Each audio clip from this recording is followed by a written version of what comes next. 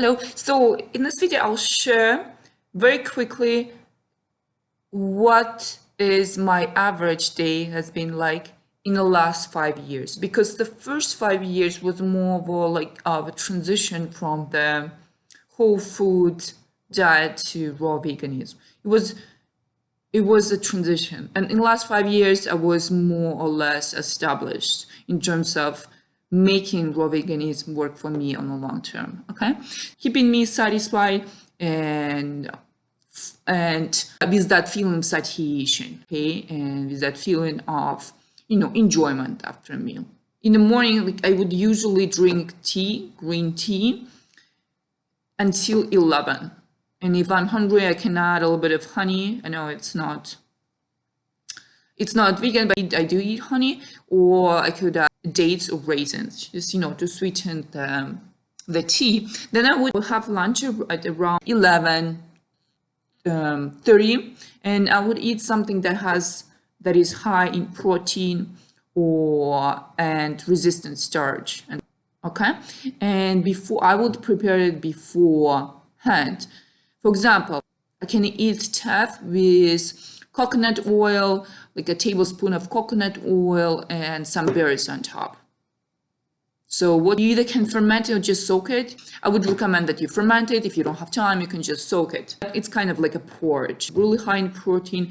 It's high in resistant starch, and that would make sure that you feel full for the next 2 or 3 hours, because resistant starch releases energy at the regular intervals, while protein regulates blood sugar. Okay, then around, I would say maybe like 1:30, or 2, I would have like a really nutritional smoothie. The smoothie that is high in nutrients, and it's very simple. What I would do, just take a whole bunch of greens, different kind of greens that is available in the yard, whatever you have in the kitchen. Make sure they're organic, okay, and put them in the blender, like for example parsley and romaine lettuce, cilantro, arugula, beet greens, anything that you have there.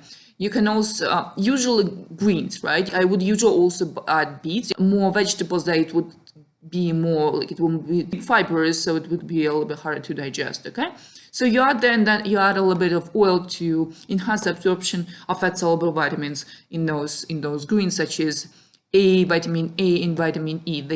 These vitamins do need fat in the same meal to be properly absorbed. Okay, and in order to make it palatable and enjoyable, that smoothie, you can add cayenne pepper. I would add cayenne pepper. I would also add apple cider vinegar or lemon juice, or half of lemon, lime, any type of spices that you like, oregano or basil, something on top that you like, any kind of herb that you like that would make that smoothie enjoyable for you. Okay, so this is a nutritional smoothie. I would eat that, but at the same time I would eat again something that is high in protein and resistant starch, and it could be anything that I have. Like I can have some motivation, I would blend some soaked quinoa, or I can, for example, add some fermented oats if I did ferment them beforehand. This already, as you can see, already had 2 meals which are high in protein and resistant starch. Okay, and then usually my dinner is the smallest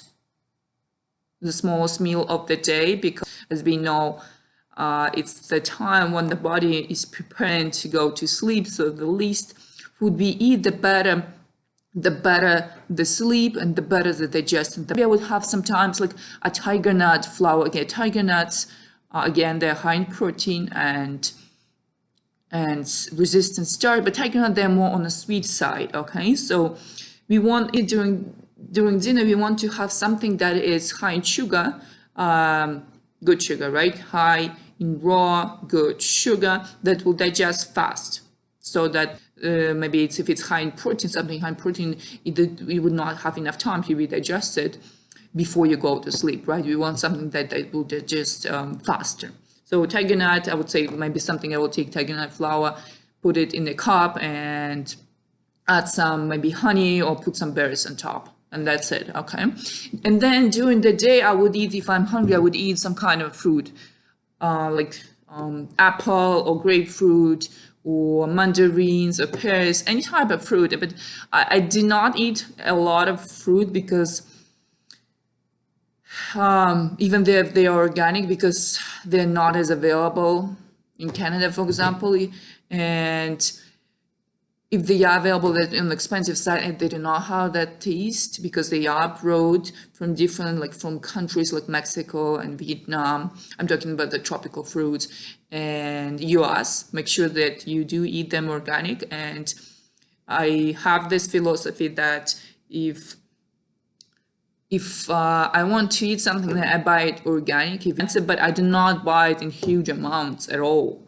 So I would rather eat something that is a really high quality, that I would eat an apple that is maybe $3, cost $3 more, but I would eat just one apple rather than buy a bag of apples conventionally grown and eat 3 or 4. Okay, because organic fruits, they do satisfy you faster and they're more tasty and more enjoyable, and you just feel like you actually ate an apple and not something that looks like an apple. Okay, and during the day, if I'm hungry, I will eat sweet dehydrated fruits, like like prunes or raisins or dates or figs. And what else? And that's pretty much it. I would usually finish eating at 5 or 6 p.m.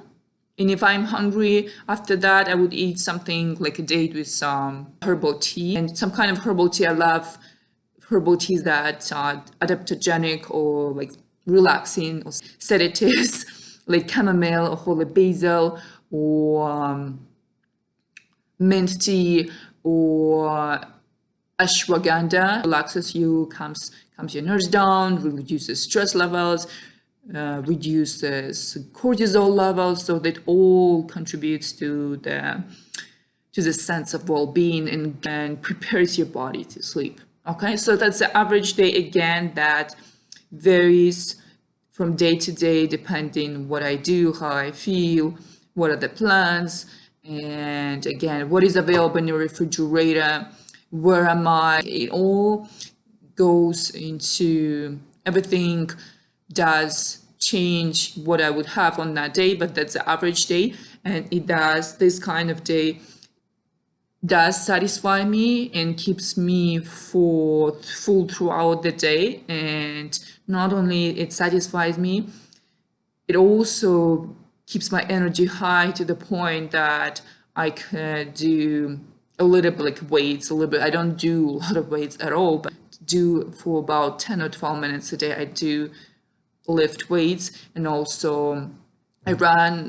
I do have energy for all these activities and even more energy that I had on a cooked diet, or of course on the meat when I ate meat or any other animal products. Okay, so that's the average day. If you have any questions, please leave them below. If something is unclear, let me know. And yes, I know if you're transitioning, it can be unclear what to eat during the day, right? And I want to believe that this will give you an example of how your day on 95 to 100% raw veganism could look like and could work for you on a long-term basis, so that you can reach your goal that you have with this lifestyle, whether you are wanting to heal a specific condition or reach optimal health, or just in general have a better connection to yourself and to the universe. Okay? Have yourself a beautiful night and stay blessed.